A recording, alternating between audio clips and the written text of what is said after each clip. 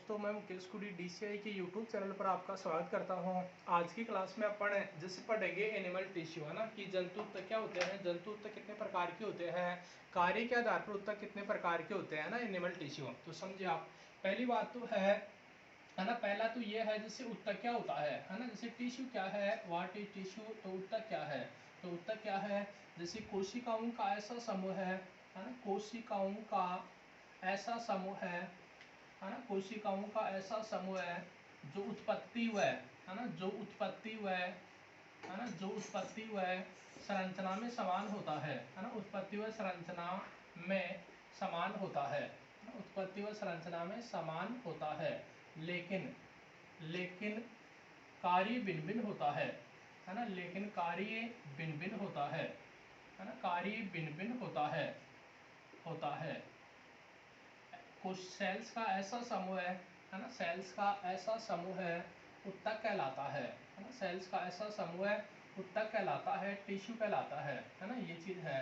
अब देखिए आप, तो पहली बात तो जैसे ऊतक क्या होता है ना, तो कोशिकाओं का ऐसा समूह है जो उत्पत्ति व संरचना में समान होता है ना, उत्पत्ति व संरचना यानी कि ओरिजिन व स्ट्रक्चर में समान इक्वल होता है, लेकिन कार्य के आधार पर भिन्न भिन्न होता है। तो सेल्स का ऐसा समूह क्या कहलाता है, जिसे ऊतक कहलाता है ना, ये चीज है। अब जैसे आप देखें कि पादप ऊतक शब्द, तो पादप ऊतक शब्द किसके द्वारा दिया गया, जैसे ग्रीव के द्वारा, है ना, पादप ऊतक शब्द किसके द्वारा दिया गया, जैसे ग्रीव के द्वारा। फिर दूसरा है जैसे जंतु ऊतक शब्द, है ना, जंतु ऊतक शब्द, तो जंतु ऊतक शब्द किसके द्वारा दिया गया, जैसे बाइकोट के द्वारा, है ना, जंतु ऊतक शब्द किसके द्वारा, बाइकोट के द्वारा। फिर अगला है जैसे ऊतकों का अध्ययन, है ना, ऊतकों का अध्ययन, तो ऊतकों का जो अध्ययन है, तो ऊतकों का अध्ययन क्या कहलाता है, जैसे हिस्टोलॉजी कहलाता है, यानी कि study of tissue, study of tissue is called histology, यानी कि ऊतकों का अध्ययन क्या कहलाता है, जैसे हिस्टोलॉजी कहलाता है, जैसे ऊतकों का अध्ययन, है ना, ये चीज है। अब है जैसे हिस्टोलॉजी शाखा की स्थापना, अगला है जैसे इसमें कि हिस्टोलॉजी शाखा की स्थापना, तो हिस्टोलॉजी शाखा की स्थापना किसने की थी, तो हिस्टोलॉजी शाखा की स्थापना किसने की, जैसे मायर ने की, या अपन ऐसे बोल दें कि हिस्टोलॉजी का जो नामकरण है, तो हिस्टोलॉजी का जो नामकरण है वो किसके द्वारा किया गया, जैसे मायर के द्वारा किया गया हिस्टोलॉजी का नामकरण, है ना, ये चीज है। अब देखिए आप, जैसे मतलब फादर ऑफ हिस्टोलॉजी, है ना, फादर ऑफ हिस्टोलॉजी, है ना, फादर ऑफ हिस्टोलॉजी यानी कि माइक्रोस्कोपिक एनाटॉमी, है ना, माइक्रोस्कोपिक एनाटॉमी, माइक्रोस्कोपिक एनाटॉमी, तो ये किसको बोलते हैं अपन, जैसे तो मार्सेलो मेलफिगी को ना, मार्सेलो मेलफिगी को क्या बोलते हैं, जैसे मतलब मार्सेलो मेलफिगी को क्या कहा जाता है, जैसे ऊतक विज्ञान का जनक कहा जाता है ना, ऊतक विज्ञान का जनक कहा जाता है, जैसे मार्सेलो मेलफिगी को, है ना, ये चीज है। तो देखिए आप, कोशिकाओं का ऐसा समूह है जो उत्पत्ति व संरचना में समान होता है, लेकिन कार्य भिन्न भिन्न होता है, ऐसा समूह तो कहलाता है ऊतक। अब पादप ऊतक शब्द जो है वो दिया गया है इसी ग्रीव के द्वारा, है ना, जंतु ऊतक शब्द दिया है किसने, बाइकॉट ने। ऊतकों का जो अध्ययन है वो क्या कहलाता है, इसे हिस्टोलॉजी, हिस्टोलॉजी शाखा का नामकरण किया गया है इसे किसके द्वारा, मायर के द्वारा। हिस्टोलॉजी शाखा की जो स्थापना है वो किसने की, मायर ने।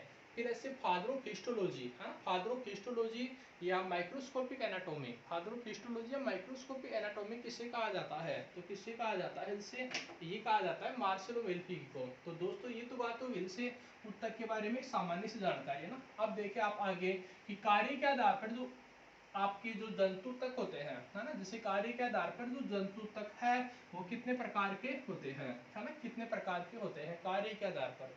तो अगला देखिए, कार्य के आधार पर, है ना, कार्य के आधार पर, कार्य के आधार पर ऊतक, ऊतकों के प्रकार, है ना, कार्य के आधार पर ऊतकों के प्रकार। तो कार्य के आधार पर ऊतक कितने प्रकार के, चार प्रकार के ना, कार्य के आधार पर ऊतक कितने प्रकार के, चार प्रकार के ना, ये चीज है। अब जैसे पहला कौन सा है, जैसे कार्य के आधार पर, तो पहला तो है जैसे कौन सा, उपकला ऊतक, है ना, पहला है जैसे कौन सा, उपकला ऊतक यानी कि एपिथेलियम टिश्यू।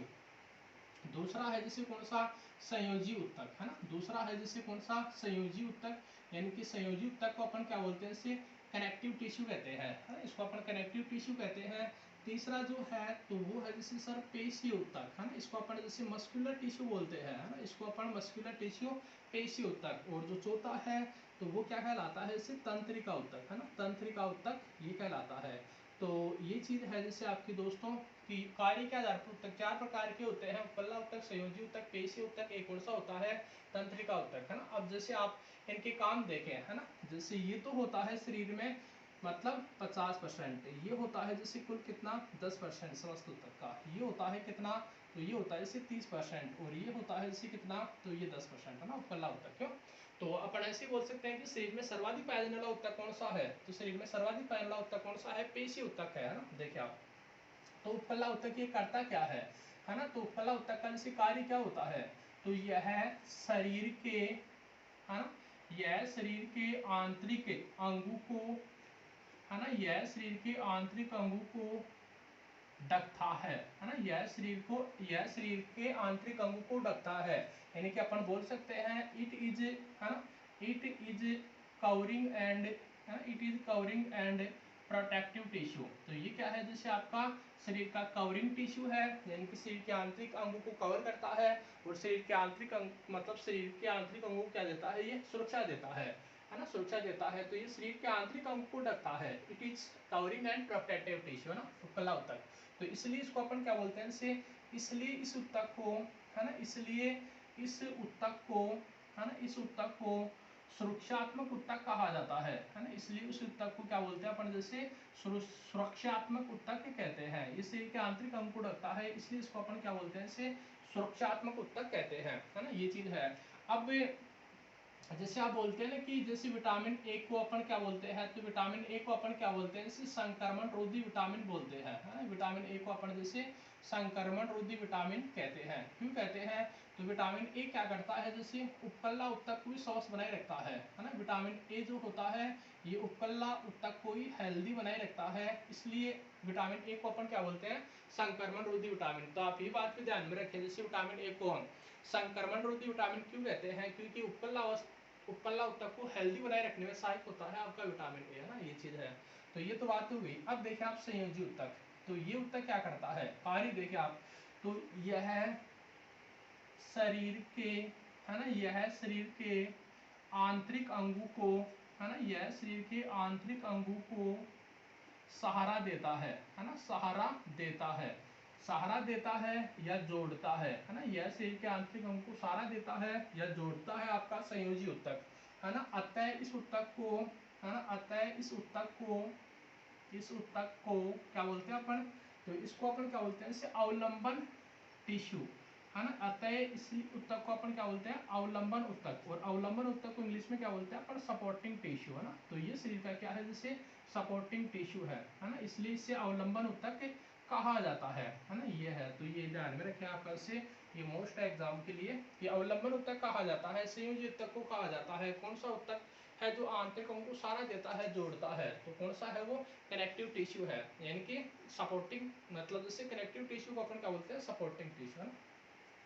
पेशी उत्तक, तो ये क्या करता है, तो ये शरीर मतलब ये क्या करता है, जैसे मतलब ये, मतलब ये, है ना, यह उत्तक, है ना, यह उत्तक चलने फिरने में, है ना, यह उत्तक चलने फिरने में, है ना, चलने फिरने में सहायता देता है ना, सहायता देता है, यह उत्तक चलने फिरने में सहायता देता है, पेशीय उत्तक, ये चीज है। यानी कि जैसे it is help, it is help in moment, है ना, it is help in moment and construction, है ना, it is help moment and construction. तो ये जैसे चलने में वह मतलब जैसे मोमेंट में वह कंट्रक्शन यानी कि संकुचनशीलता में सहायता देता है, ये चीज है। तो पेशी उत्तक को अपन क्या बोलते हैं, इसे पेशी उत्तक चलने फिरने में सहायता देता है, ये चीज है। यानी कि इस उत्तक को, है ना, इस उत्तक को संकुचनशील उत्तक कहा जाता है ना, इस उत्तक को संकुचनशील उत्तक कहा जाता है, इस उत्तक को संकुचनशील उत्तक कहा जाता है, कौन से को, पेशी उत्तक को, ना, ये चीज है। बात कंप्लीट हो गई। अब जैसे ये है, तो यह उत्तक, इस उत्तक का कार्य है तंत्रिका उत्तक का, यह उत्तक शरीर में, है ना, शरीर में, यह उत्तक शरीर में क्या करता है, जैसे आवेगों का परिवहन करता है ना, यह उत्तक शरीर में आवेगों का क्या करता है, जैसे परिवहन करता है आपका तंत्रिका उत्तक, है ना, ये चीज है। एक चीज और ध्यान में रखें, इस उत्तक में, है ना, इस ऊतक में सबसे कम, है ना, इस ऊतक में सबसे कम पुनरुद्भवन की क्षमता पाई जाती है ना, पुनरुद्भवन की क्षमता पाई जाती है। इस ऊतक में सबसे कम पुनरुद्भवन की क्षमता पाई जाती है। कौन से ऊतक में? तंत्रिका ऊतक में। और जैसे तंत्र मतलब कौन सी कोशिका है जिसमें सबसे कम पुनरुद्भवन की क्षमता पाई जाती है? तो सबसे कम पुनरुद्भवन की क्षमता पाई जाती है कौन सी कोशिका में? तंत्रिका कोशिका में। तंत्रिका कोशिका मिलकर ही क्या बनाती है? तंत्रिका ऊतक बनाती है। तो सबसे कम जो रीजनरेशन की क्षमता है वो नर्व मतलब नर्वस टिश्यू में पाई जाती है ना, ये चीज है। इसका एक और देखिए आप, इस ऊतक को, है ना, इस ऊतक को चेतना ऊतक कहा जाता है ना, इस ऊतक को चेतना ऊतक कहा जाता है ना, ये चीज है। तो चेतना ऊतक कहा जाता है जैसे किसको? तंत्रिका ऊतक को। तो दोस्तों आप जैसे इसका तो स्क्रीनशॉट है ना, तब तक मैं इसको एक बार और रिवाइज कर देता हूँ, है ना, कि जैसे उपकल्ला ऊतक ये कितने प्रकार का होता है कार्य के आधार पर? जंतु ऊतक, तो पहला उपकल्ला ऊतक, इसको एक तो उपकल्ला ऊतक, इसको अपन क्या बोलते हैं? शरीर का सुरक्षात्मक ऊतक कहते हैं, यानी कि it is protective and covering tissue, है ना, उपकल्ला ऊतक एपिथेलियम टिश्यू। और विटामिन ए को अपन संक्रमणरोधी विटामिन कहते हैं, क्योंकि विटामिन ए उपकल्ला ऊतक को स्वस्थ बनाए रखने में सहायक होता है ना, ये चीज है। संयोजी ऊतक, तो ये कुल ऊतक का 30% होता है, शरीर के आंतरिक अंग को सहारा देता है, आपस में जोड़ता है ना, ये चीज है। इसीलिए उस ऊतक को अपन मतलब जैसे सपोर्टिंग टिश्यू या अवलंबन ऊतक कहते हैं। पेशी ऊतक, मस्कुलर टिश्यू, कुल ऊतक का 50% होता है। ऊतक चलने फिरने में सहायता देता है। It is help in movement and contraction. इस ऊतक को अपन क्या बोलते हैं? इसे, तो इस ऊतक को अपन क्या बोलते हैं? इसे संकुचनशील ऊतक कहते हैं, है ना, ये चीज है। फिर ऐसे तंत्रिका ऊतक है, तो इस ऊतक को अपन एक तो क्या बोलते हैं? इसे चेतना ऊतक कहते हैं। सबसे कम पुनरुद्भवन की क्षमता पाई जाती है इस ऊतक में, और ये शरीर में क्या करता है? जैसे आवेगों का परिवहन करता है। आपका कौन सा? तंत्रिका ऊतक। तो कार्य के आधार पर जो ऊतक होते हैं वो कितने प्रकार के, है ना, कार्य के आधार पर ऊतक कितने प्रकार के? तो मतलब ये 4 प्रकार के, है ना। अब जैसे आगे और पढ़े इसको कि एनिमल टिश्यू के बारे में आगे क्या है। जैसे ये सल्की उपकल्ला ऊतक क्या होता है ना, घनाकार सरल घनाकार उपकल्ला ऊतक क्या होता है? तो देखिए आप, अब पहला पढ़ते हैं अपन, जैसे कौन सा? उपकल्ला ऊतक, है ना। पहला है जैसे उपकल्ला ऊतक, है ना, उपकल्ला ऊतक, है ना। पहला देखते हैं अपन जैसे उपकल्ला ऊतक। अब ये जो उपकल्ला ऊतक होता है ये 2 प्रकार का होता है। जैसे एक तो होता है कौन सा? सरल उपकल्ला ऊतक, है ना, एक तो होता है जैसे सरल उपकल्ला ऊतक। तो ये चीज है, उपकल्ला ऊतक 2 प्रकार का होता है। एक तो होता है जैसे सरल उपकल्ला ऊतक, और दूसरा होता है जैसे कौन सा? संयुक्त उपकल्ला ऊतक, है ना। दूसरा होता है जैसे संयुक्त उपकल्ला ऊतक, है ना, ये चीज है। ये जो उपकल्ला शब्द है ना, ये जो उपकल्ला शब्द है तो ये दिया गया था इसे कौन से वैज्ञानिक के द्वारा? रयूस नामक वैज्ञानिक के द्वारा। उपकल्ला जो शब्द है ये दिया गया है जैसे रयूस नामक वैज्ञानिक के द्वारा। और एक चीज और देख ले इसकी, कि जैसे भ्रूणीय परिवर्तन के दौरान, है ना, जैसे एम्ब्रियोनिक डेवलपमेंट के दौरान, तो भ्रूणीय परिवर्तन के दौरान, है ना, भ्रूणीय परिवर्तन के दौरान, भ्रूणीय परिवर्तन के दौरान सबसे पहले बनने वाला ऊतक, सबसे पहले, है ना, सबसे पहले बनने वाला ऊतक तो कौन सा है? ये आपका जैसे उपकल्ला ऊतक ही है। तो भ्रूणीय परिवर्तन के दौरान सबसे पहले बनने वाला ऊतक है उपकल्ला ऊतक। उपकल्ला जो शब्द है किसके द्वारा दिया गया? रेस के द्वारा। और उपकल्ला ऊतक 2 प्रकार का होता है, सरल उपकल्ला ऊतक, एक कौन सा होता है भैया? तो संयुक्त उपकल्ला ऊतक, है ना, ये चीज है। तो है ना, सरल उपकल्ला ऊतक यह है ऊतक, है ना, यह ऊतक कोशिकाओं की, है ना, यह ऊतक कोशिकाओं की एक परत से बना होता है ना, यह ऊतक कोशिकाओं की एक परत से बना होता है ना, ये चीज है। यह ऊतक कोशिकाओं की एक परत से बना होता है ना, ये चीज है। और यह ऊतक, है ना, यह ऊतक, है ना, यह ऊतक दो या दो से अधिक है, दो या, यह ऊतक 2 या 2 से अधिक सेल्स की, है ना, सेल्स की परतों से बना होता है, परतों से बना होता है। यह ऊतक 2 या 2 से अधिक सेल्स की परतों से बना होता है। आपका जैसे कंपाउंड एपिथेलियम टिश्यू, है ना, कंपाउंड एपिथेलियम टिश्यू। अब ये जो सरल उपकल्ला ऊतक है ना, सरल उपकल्ला ऊतक, है ना, सरल उपकल्ला ऊतक 4 प्रकार का होता है ना, 4 प्रकार का होता है। सरल उपकल्ला ऊतक जो होता है ये कितने प्रकार का? तो 4 प्रकार का होता है। अब देखिए आप जैसे 4 प्रकार का कौन सा होता है ना, सरल उपकल्ला ऊतक 4 प्रकार का होता है। तो ये 4 प्रकार में जैसे पहला कौन सा है? तो पहला देखें, जैसे पहला है जैसे सरल सल्की, है ना, सरल सल्की उपकला उत्तक, है ना, सल्की उपकला उत्तक। तो इस उत्तक की जो कोशिकाएं होती है वो टाइल्स के समान होती है ना। इस उत्तक की जो सेल्स होती है तो इसकी सेल्स जो होती है वो टाइल्स के समान होती है ना, टाइल्स के समान होती है। इसलिए इस उत्तक को अपन क्या बोलते हैं, इसे पेवमेंट उत्तक भी कहते हैं, है ना, पेवमेंट उत्तक भी कहते हैं, पेवमेंट उत्तक भी कहते हैं। बाकी इस उत्तक को और क्या बोलते हैं, तो लहरदार उत्तक भी कहते हैं। तो इसको एक तो लहरदार उत्तक कहते हैं और क्या बोलते हैं, इसको पेवमेंट उत्तक कहते हैं। और इस उत्तक की जो सेल्स होती है तो वो कैसी होती है, इसकी सेल्स टाइल के आकार की होती है ना, टाइल्स के समान होती है। सलक मतलब सल्की चपटी होती है इसकी, सल्की व चपटी होती है। सरल सल्की उपकला उत्तक की कोशिका टाइल्स के समान पेवमेंट उत्तक बोलते हैं और क्या बोलते हैं, इसको लहरदार उपकला उत्तक कहते हैं। अब देखें आप जैसे कि सरल सल्की उपकला उत्तक आपको कहाँ कहाँ देखने के लिए मिलता है, तो एक तो ये बोमेन संपुट में देखने के लिए मिलता है ना, एक तो जैसे बोमेन संपुट में देखने के लिए मिलता है। और बोमेन संपुट में सरल सल्की उपकला उत्तक की जो कोशिकाएं होती है वो क्या कहलाती है, तो ये नेमोसाइट कहलाती है ना। बोमेन उत्तक में बोमेन मतलब जैसे बोमेन संपुट में सरल सल्की उपकला उत्तक की जो कोशिकाएं होती है वो नेमोसाइट कहलाती है। सरल सल्की उपकला उत्तक की जो सेल्स होती है टाइल्स के समान होती है।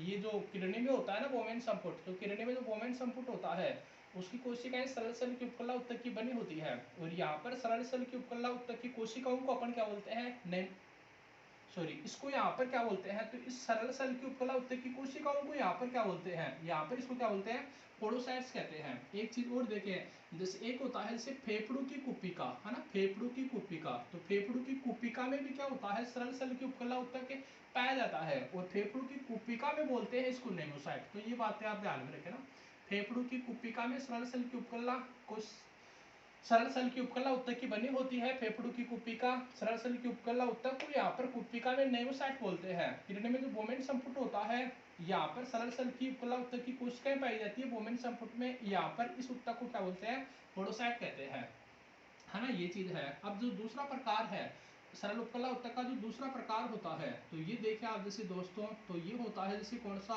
घनाकार, है ना, जैसे घनाकार उपकला उत्तक। तो घनाकार उपकला उत्तक जो होता है तो बस सवाल सही है कि इस उत्तक की जो कोशिकाएं होती है तो इस उत्तक की जो कोशिकाएं होती है मतलब कोशिकाओं की आकृति जो होती है, शेप जो होती है वो क्यूब लाइक होती है, मतलब घन के आकार की होती है। जिस उत्तक की कोशिकाएं घन के आकार की होती है, ट्यूब लाइक होती है, उसको अपन घनाकार उत्तक कह देते हैं। यानी कि अपन घनाकार घन किसको बोलेंगे, तो इस उत्तक की कोशिकाएं, है ना, इस उत्तक की कोशिकाएं सेल्स जो होती है ये लंबाई, है ना, लंबाई वह चौड़ाई में समान होती है ना, लंबाई व चौड़ाई में समान होती है ना, लंबाई व चौड़ाई में समान होती है। कौन सी उत्तक की, जैसे सरल घनाकार उपकला उत्तक की। अब ये आपको जैसे कहाँ देखने के लिए मिलता है, तो एक तो ये कहाँ देखने के लिए मिलता है, जैसे थायराइड ग्रंथि की पुट्टिकाओं में। एक तो ये कहाँ देखने के लिए मिलता है, तो थायराइड ग्रंथि की पुट्टिकाओं में देखने के लिए मिलता है आपको ना, थायराइड ग्रंथि की पुट्टिकाओं में देखने के लिए मिलता है। दूसरा आपको ये कहाँ देखने के लिए मिलता है, एक ही जैसे जो अग्नाशय ग्रंथि होती है ना, अग्नाशय ग्रंथि होती है। तो अग्नाशय ग्रंथि में क्या पाई जाती है, जैसे जानते हैं ना बहिस्रावी ग्रंथि होती है उसमें 1% 99% अंतःस्रावी ग्रंथि होती है। तो अग्नाशय ग्रंथि की एशिनाई की कोशिकाओं में, है ना, अग्नाशय ग्रंथि की जो एशिनाई की कोशिकाएं होती हैं तो एशिनाई की कोशिकाओं में पाया जाता है जैसे क्या, सरल घनाकार उपकला उत्तक। और जो अग्नाशय ग्रंथि की जो एशिनाई की कोशिकाएं होती हैं यही एशिनाई की कोशिकाएं क्या करती हैं, जैसे अग्नाशय रस का स्त्राव करती है ना, अग्नाशय रस का स्त्राव किया जाता है। तो दो तक हो गए, जैसे आपके सरल घनाकार उपकला उत्तक के जो दो टाइप है तो वो कंप्लीट है। अब जैसे आप अगला देखें, है ना, अगला है जैसे इसमें तीसरा प्रकार देखते हैं अपन, जैसे सरल उपकला उत्तक का जो तीसरा प्रकार है तो वो होता है जैसे तीसरा प्रकार जो होता है तो ये होता है जैसे सरल स्तंभाकार उपकला उत्तक, है ना, जैसे सरल स्तंभाकार उपकला उत्तक, सरल स्तंभाकार उपकला उत्तक, है ना। तो इस उत्तक की जो कोशिकाएं होती है तो वो कैसी होती है, जैसे पिलर लाइक होती है ना। इस उत्तक की जो कोशिकाएं होती है, इस उत्तक की जो सेल्स होती है तो सेल्स कैसी होती है, पिलर लाइक मतलब खंबे के आकार की होती है। इसीलिए तो इसको अपन क्या बोल रहे हैं, जैसे स्तंभाकार उपकला उत्तक कहते हैं। अब ये जैसे कहाँ देखने के लिए मिलता है आपको, तो ये पित्ताशय में देखने के लिए मिलता है ना, पित्ताशय में देखने के लिए मिलता है या पित्ताशय में पाया जाता है ये सरल स्तंभाकार उपकला उत्तक। अब जैसे देखें आप अगला चौथा, तो ये होता है जैसे कौन सा, आवासीय स्तरित, है ना, आवासीय स्तरित उपकला उत्तक, है ना, आवासीय स्तरित उपकला उत्तक। तो ये इस उत्तक की जो सेल्स होती है ना, इस उत्तक में दो प्रकार की सेल्स पाई जाती है। एक तो जैसे लॉन्ग सेल्स होती है और एक कौन सी होती है, जैसे शॉर्ट सेल होती है। मतलब आवासीय स्थित उपकला उत्तक में दो प्रकार की कोशिकाएं पाई जाती है, एक तो लंबी कोशिका होती है, एक छोटी कोशिका होती है। अब ये आवासीय स्थित उपकला उत्तक जैसे कहाँ पाया जाता है ना, तो ये एक तो जैसे नर मूत्र मार्ग का, नर मूत्र मार्ग के मध्य भाग में, नर मूत्र मार्ग के मध्य भाग में पाया जाता है ना। और एक होता है जैसे नासा मार्ग, है ना, नासा मार्ग में भी प्रेजेंट होता है आपका ये, जैसे कौन सा, आवासीय स्तरित उपकला उत्तक। तो दोस्तों भ्रूणीय परिवर्धन के दौरान सबसे पहले जो बनने वाला जो उत्तक है वो उपकला उत्तक है ना। भ्रूणीय परिवर्धन के दौरान सबसे पहले बनने वाला उत्तक है उपकला उत्तक। शब्द उपकला शब्द दिया था किसने, रईस ने। उपकला उत्तक चार प्रकार का होता है। सरल उपकला उत्तक, है ना, पहला जैसे कौन सा है, तो पहला है जैसे कौन सा, सरल उपकला उत्तक। दूसरा कौन सा है जैसे, है ना, जैसे पहला तो है जैसे आपका सरल सल्की। उपकला उत्तक के चार प्रकार हैं। पहला है जैसे सरल सल्की उपकला उत्तक, है ना, पहला है जैसे सरल सल्की उपकला उत्तक। इसकी सेल टाइल्स के समान होती है। इसको पेमेंट उत्तक बोलते हैं, लहरदार उत्तक कहते हैं। बोमेन संपुट में पाया जाता है सरल सल्की उपकला उत्तक। सरल सल्की उपकला उत्तक की कोशिकाओं को बोमेन संपुट में क्या बोला जाता है, पोडोसाइट। फेफड़ों की कोशिकाओं में पाई जाती है। फेफड़ों की कोशिका सरल सेल की उपकला उत्तक की बनी होती है। और फेफड़ों की कोशिका में सरल सेल की उपकला उत्तक को अपन क्या बोलते हैं, नेमोसाइट कहते हैं। और जब न्यूमोनिया होता है ना, न्यूमोनिया, तो न्यूमोनिया की बीमारी में इन नेमोसाइट कोशिकाओं में संक्रमण होता है ना, ये चीज है। अब जैसे इसका दूसरा जो टाइप है तो वो जैसे कौन सा है सर, ये है जैसे सरल घनाकार उपकला उत्तक, है ना, जैसे सिंपल वर्ड एपिथेलियम टिश्यू। क्यों, इसकी जो कोशिकाएं होती है, इसकी जो सेल्स होती है ना, इसकी सेल्स है या सेल्स की जो साइज होती है तो वो कैसी होती है, जैसे ट्यूब लाइक होती है, गन के आकार की। उत्तक की कोशिकाएं लंबाई चौड़ाई में समान होती है। थायराइड ग्रंथि की पुट्टिकाओं में पाया जाता है सरल घनाकार उपकला उत्तक। और अग्नाशय ग्रंथि की जो एसिनाई की कोशिकाएं होती हैं, तो अग्नाशय ग्रंथि की एसिनाई की कोशिकाओं में भी क्या पाया जाता है, इसे सरल घनाकार उपकला उत्तक पाया जाता है। एक होता है इसे सरल स्तंभाकार उपकला उत्तक। तो इस उत्तक की जो सेल्स होती है वो पिलर लाइक होती है, मतलब खंबे के आकार की होती है, पित्ताशय में देखने के लिए मिलता है। और एक होता है इसे आभासी स्थित उपकला उत्तक। इस उत्तक की कोशिकाएं दो प्रकार की कोशिकाएं पाई जाती है, long cell and short cell. और ये नर मूत्र मार्ग का मध्य भाग बना होता है इस उत्तक का। और एक नासा मार्ग में पाया जाता है ना। ये तो चीज हो गई। तो ये तो बात हो गई जैसे आपकी किसके किसके बारे में। तो एक तो जैसे हो गया आपका कार्य के आधार पर, है ना, कार्य के आधार पर जैसे एक तो उपकला उत्तक का प्रकार हो गया, है ना, कार्य के आधार पर जैसे एक तो उपकला उत्तक का प्रकार हो गया। और दूसरा कौन सा हो गया, जैसे आपका दूसरा फिर हो गया जैसे कार्य के आधार पर चार प्रकार का उपकला उत्तक, संयोजी उत्तक, तंत्रिका उत्तक और एक कौन सा है, पेशी उत्तक। फिर पढ़ाता पढ़ने से कौन सा, उपकला उत्तक, तो दो प्रकार का, एक तो इसे सरल उपकला उत्तक और एक कौन सा होता है इसे संयुक्त उपकला उत्तक। अब अपन जैसे देखते हैं दोस्तों कुछ अगला जो पॉइंट है, तो अगला जो पॉइंट है वो है अपना जैसे संयोजी उत्तक की, है ना, अगला जो पॉइंट है वो है जैसे संयोजी उत्तक की कोशिकाएं, है ना, संयोजी उत्तक की कोशिकाएं। तो संयोजी उत्तक की कोशिकाएं जैसे कौन कौन सी होती हैं संयोजी उत्तक की कोशिकाओं में, तो संयोजी उत्तक में जैसे एक तो कौन सी कोशिकाएं पाई जाती है, फाइब्रोब्लास्ट, है ना। संयोजी उत्तक की जो पहली कोशिका होती है तो वो होती है जैसे कौन सी, फाइब्रोब्लास्ट ना। तो देखिए आप फाइब्रोब्लास्ट यह संयोजी ऊतक में, है ना, यह संयोजी ऊतक में सबसे अधिक पाई जाने वाली कोशिका है ना, सबसे अधिक पाई जाने वाली, है ना, पाई जाने वाली सेल्स है। यह संयोजी ऊतक में सबसे अधिक पाई जाने वाली सेल्स है ना।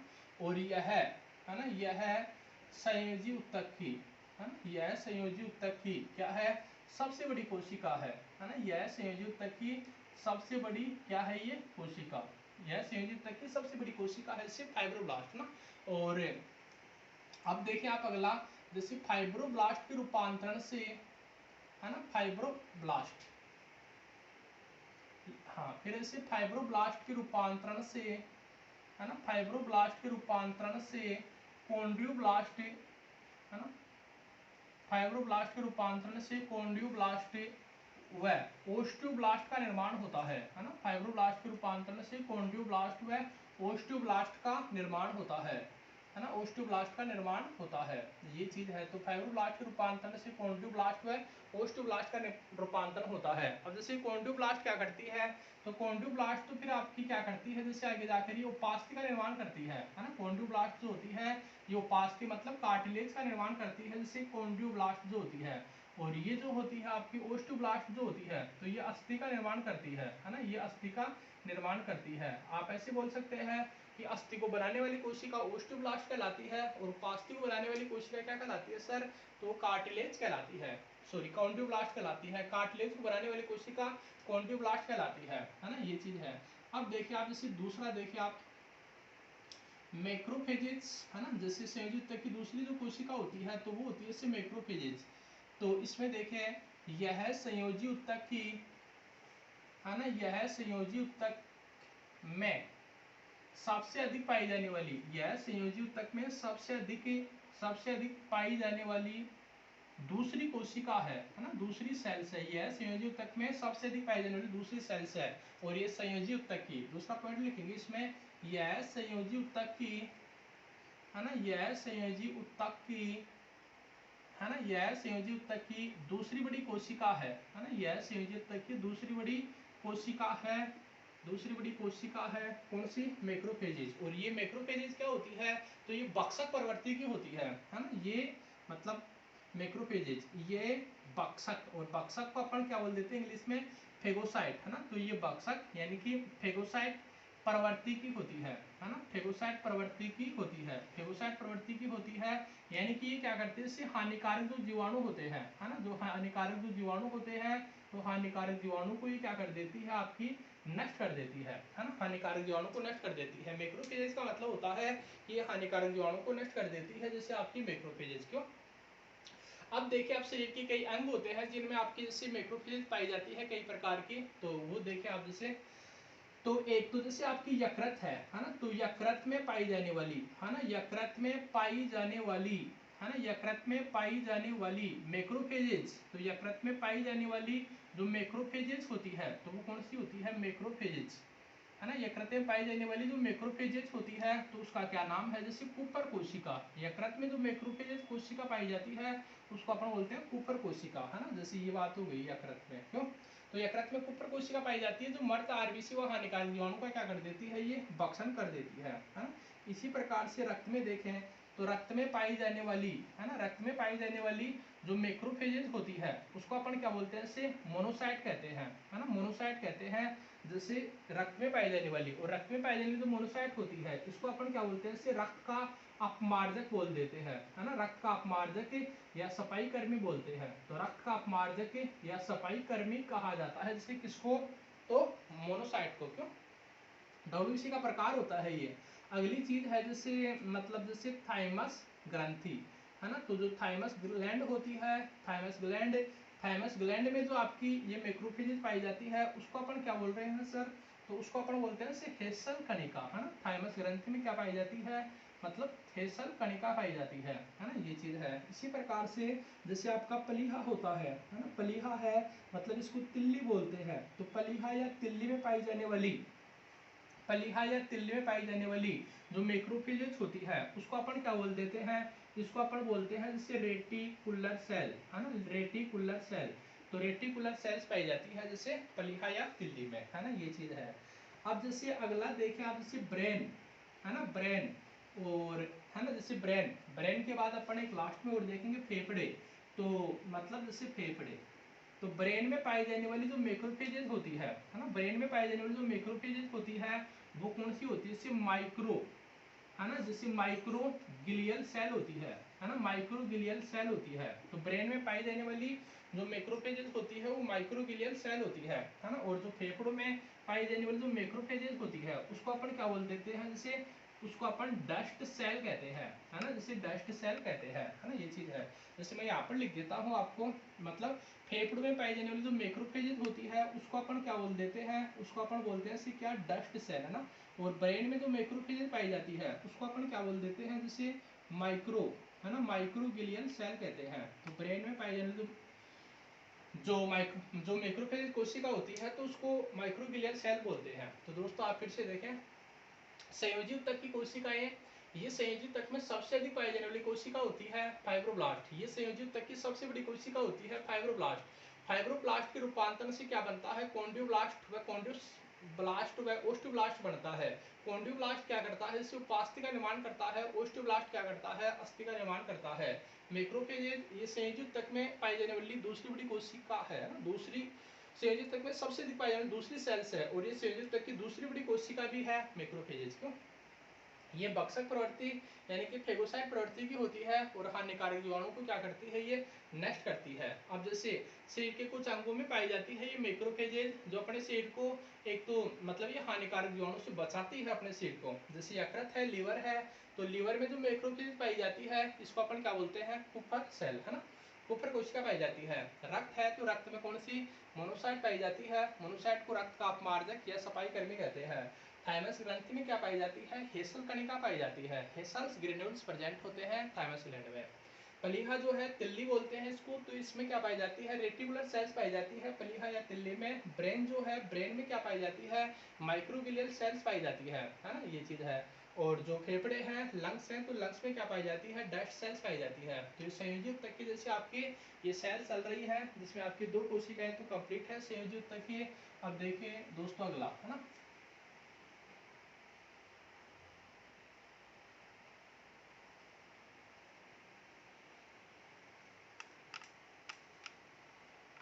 तो संयोजी ऊतक की जो तीसरी कोशिका पढ़ेंगे वो पढ़ेंगे, जैसे अपन है तीसरी कोशिका पढ़ेंगे संयोजी ऊतक की, तो पढ़ेंगे अपन जैसे मास्ट सेल है ना। संयोजी ऊतक की जो तीसरी कोशिका है, तो संयोजी ऊतक की जैसे तीसरी कोशिका है, जैसे कौन सी, मास्ट सेल है ना, मास्ट कोशिका। तो यह रक्त की है ना, यह रक्त की बेसोफिल के समान होती है ना, यह रक्त की बेसोफिल के समान होती है। मास्ट कोशिका जो होती है रक्त की बेसोफिल के समान होती है ना, ये चीज है।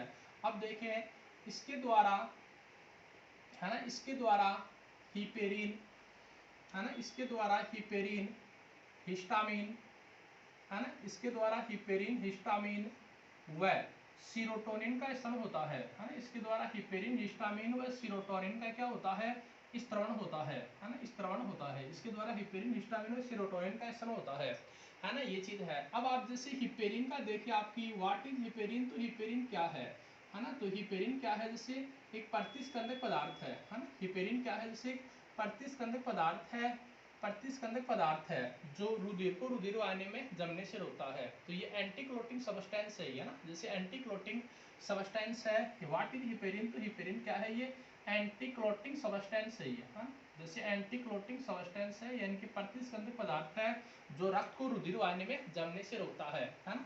यानी कि हिपेरिन यह एक है ना, यह एक माइकोपोलीसेकेराइड है ना, यह एक माइकोपोलीसेकेराइड है, यह एक माइकोपोलीसेकेराइड है जैसे हिपेरिन। बात कंप्लीट। एक और देख लें कि हिपेरिन का जो निर्माण होता है, तो हिपेरिन का जो निर्माण होता है ये कहाँ पर होता है, जैसे यकृत में। और इसे मतलब हिपेरिन को, इसे हिपेरिन को क्या बोलते हैं अपन, जैसे एंटीथ्रोम्बिन भी कहते हैं है ना, हिपेरिन को इसे एंटीथ्रोम्बिन भी कहते हैं जैसे हिपेरिन को। बात कंप्लीट आपकी हिपेरिन की।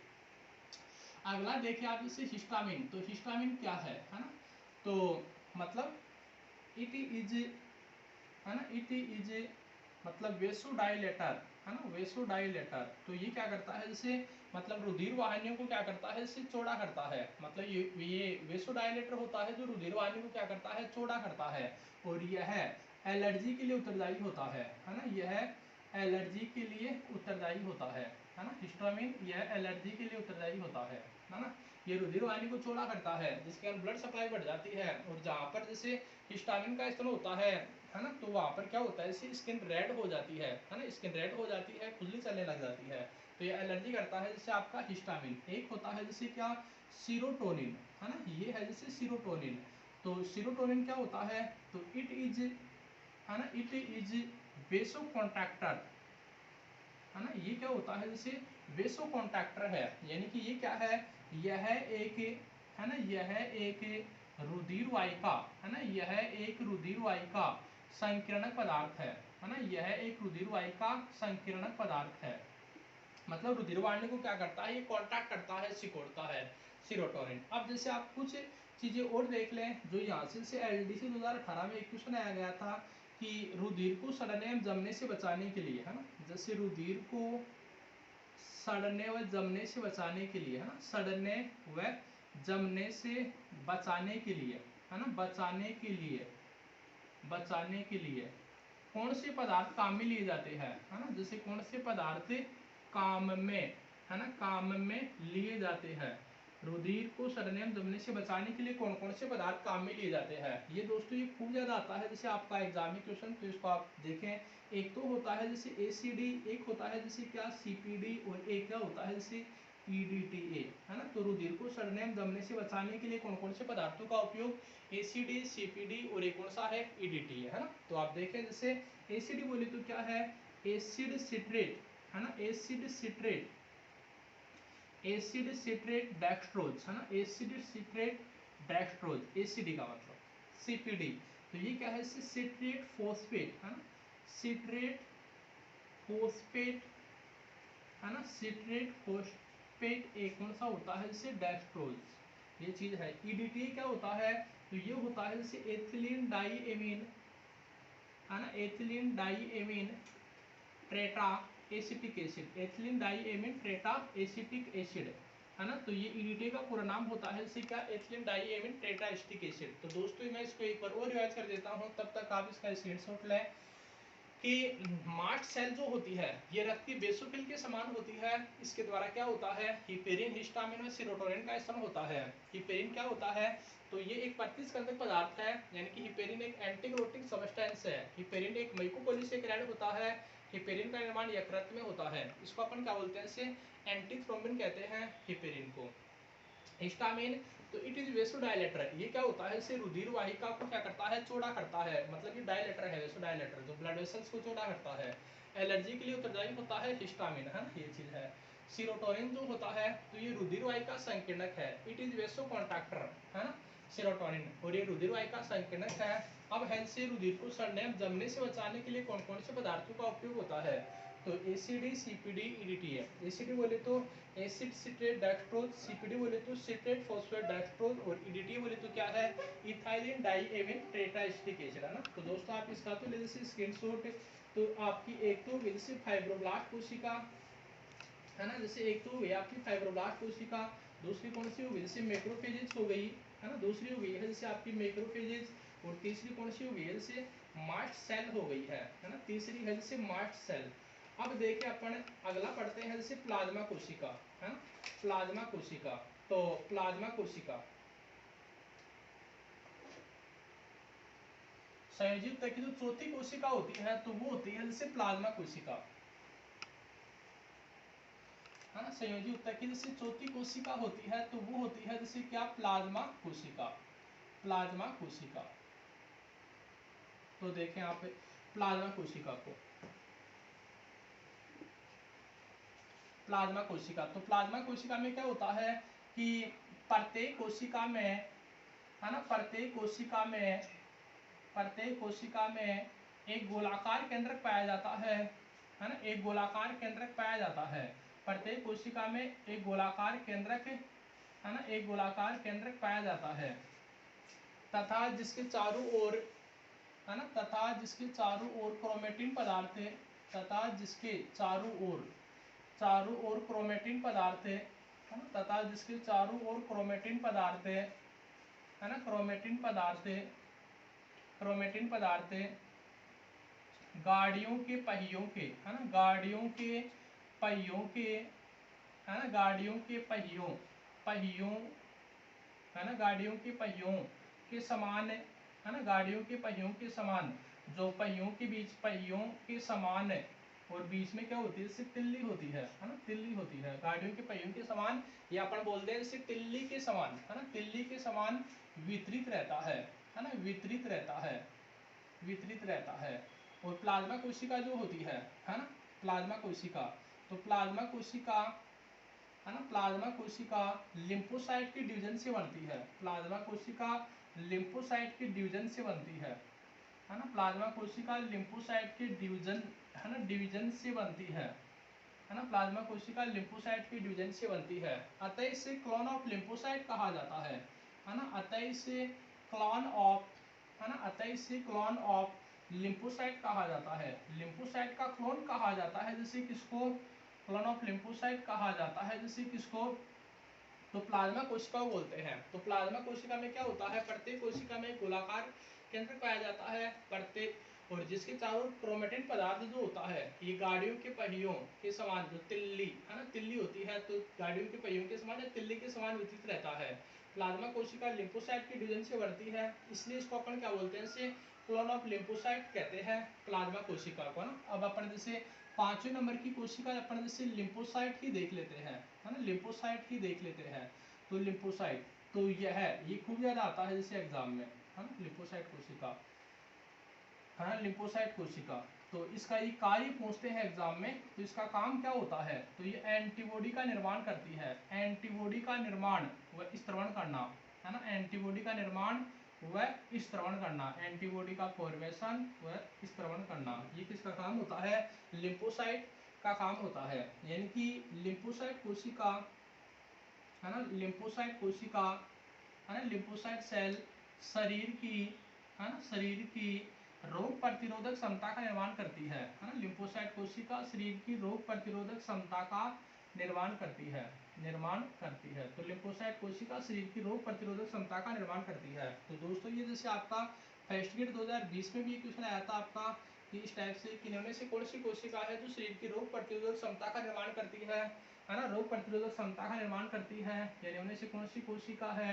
जो शरीर में एंटीबॉडीज बनाती है ना, एंटीबॉडीज बनाती है या एंटीबॉडीज प्रोड्यूस करती है, तो वो कौन सी होती है, लिम्फोसाइट, है ना, लिम्फोसाइट होती है।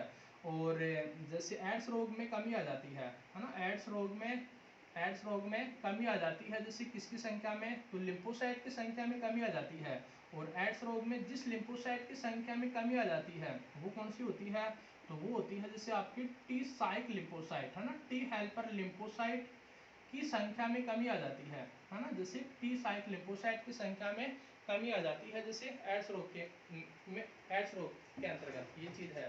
तो लिम्फोसाइट कोशिका क्या करती है, शरीर की रोग प्रतिरोधक क्षमता का निर्माण करती है लिम्फोसाइट, और लिम्फोसाइट का काम होता है इससे क्या, एंटीबॉडी प्रोड्यूस करना, है ना, एंटीबॉडी प्रोड्यूस करना, ये लिम्फोसाइट का कार्य होता है। अगला देखिए आप जैसे एडिपोज कोशिका, है ना, अगला है जैसे एडिपोज कोशिका, एडिपोज कोशिका, एडिपोज कोशिका। तो यह कोशिका वसा का निर्माण, है ना, यह कोशिका, है ना, यह कोशिका वसा का निर्माण, है ना, वसा का निर्माण, है ना, वसा का निर्माण व संग्रहण करती है ना, यह कोशिका वसा का निर्माण और संग्रहण करती है, जैसे आपकी एडिपोज कोशिका, है ना, ये चीज है। तो ये तो है जैसे दोस्तों आपकी जैसे संयोजी ऊतक की कोशिकाएं, है ना, संयोजी ऊतक की कोशिका जैसे एक तो फाइब्रोब्लास्ट होती है, एक क्या होती है, मैक्रोफेज होती है, एक क्या पढ़ाता अपने से मार्ट सेल पढ़ाता, फिर क्या पढ़ाता अपने मार्ट सेल के बाद एक प्लाज्मा सेल पढ़ाता, प्लाज्मा सेल के बाद क्या पढ़ाता जैसे लिम्फोसाइट, लिम्फोसाइट के बाद क्या पढ़ाता अपने से एडिपोज सेल, है ना, ये चीज है। एक पढ़ाता अपने इसमें शुरू में कि उपकला ऊतक, कार्य के आधार पर ऊतक 4 प्रकार का होता है, उपकला ऊतक, तंत्रिका ऊतक, संयोजी ऊतक, एक कौन सा होता है ना, उपकला ऊतक, तंत्रिका ऊतक, संयोजी ऊतक, है ना। तो एक पढ़ाता अपने जैसे फिर आगे जाकर उपकला ऊतक के 4 प्रकार, एक तो सरल उपकला ऊतक होता है, एक क्या होता है जैसे संयुक्त उपकला ऊतक होता है, फिर सरल ऊतक भी कितने प्रकार का होता है, इससे 4 प्रकार का ना, जैसे एक तो सरल सेल की उपकला ऊतक होता है, दूसरा कौन सा सरल घनाकार उपकला ऊतक होता है, तीसरा कौन सा होता है जैसे तीसरा पढ़ाता से कौन सा अपन ने आभासी स्थित उपकला ऊतक, और एक कौन सा पढ़ाता जैसे अपन ने सरल स्तंभाकार उपकला ऊतक, है ना, सिंपल जैसे सरल स्तंभाकार उपकला ऊतक, और एक जैसे मतलब कि सुडो स्टेरोफाइड एपिथेलियम टिश्यू, मतलब आभासी स्थित उपकला ऊतक। तो दोस्तों आज की क्लास को तो अपन इतना ही रखते हैं, है ना, और अपन जैसे एनिमल टिश्यू का जैसे पार्ट सेकंड और लेकर आएंगे, तो बने रहिए आप चैनल पर, और जैसे इसका पार्ट 2 देखें। इस वीडियो में तो इतना ही, है ना, तब तक के लिए धन्यवाद, नेक्स्ट वीडियो में फिर से मिलते हैं अपन।